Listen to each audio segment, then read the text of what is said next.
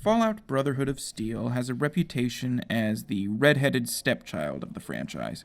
Fans of the original game certainly have some negative things to say about the Bethesda-developed entries in the series and what they've done to the overall tone of the franchise, but those concerns pale in comparison to what they have to say about Brotherhood of Steel. And as I found out as I played it, for good reason. For starters, Brotherhood of Steel seems to care very little for the Fallout world that has been established in the preceding games.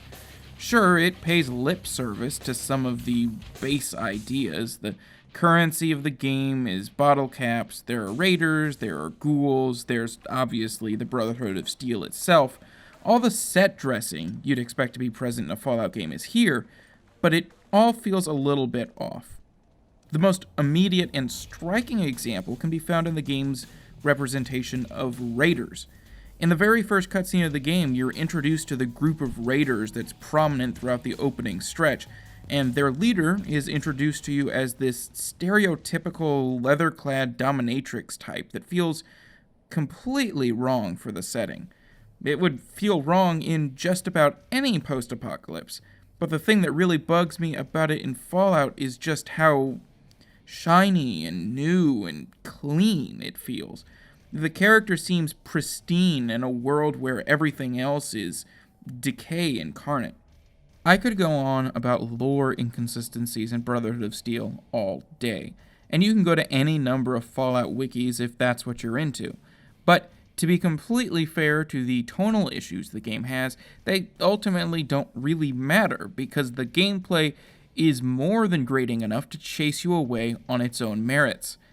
It's built on the same engine that was used to make the Dark Alliance games and the EverQuest Champions of Norath games, so there's definitely a strong core here, but it's also clear there was no real attempt to build onto that solid foundation.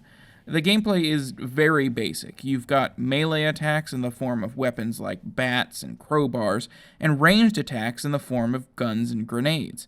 There are none of the spells you would usually see in action RPGs for obvious reasons, but as a result, there also isn't a ton of variety in how you approach enemy encounters.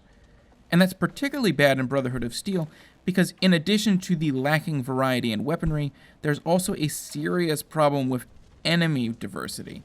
That's not to say there aren't a lot of different enemies, there certainly are, but there's no variety within a level, which is clear almost from the word go. The very first lengthy quest you undertake is one requiring you to clear a warehouse of rad scorpions. You go in, and you find out that you need to clear out 20 of the scorpions. A little tedious, but okay.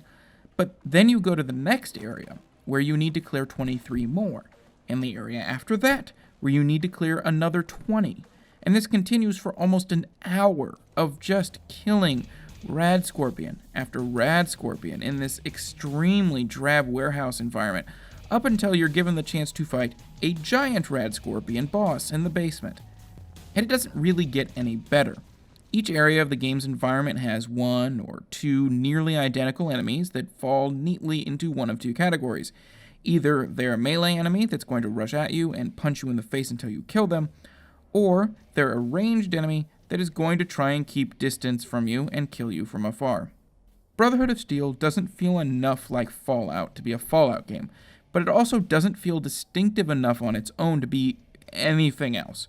It feels like something that desperately wants to be Fallout, like a really poorly made fan game thrown together in a wholly inappropriate genre that the game's maker just happened to have familiarity with.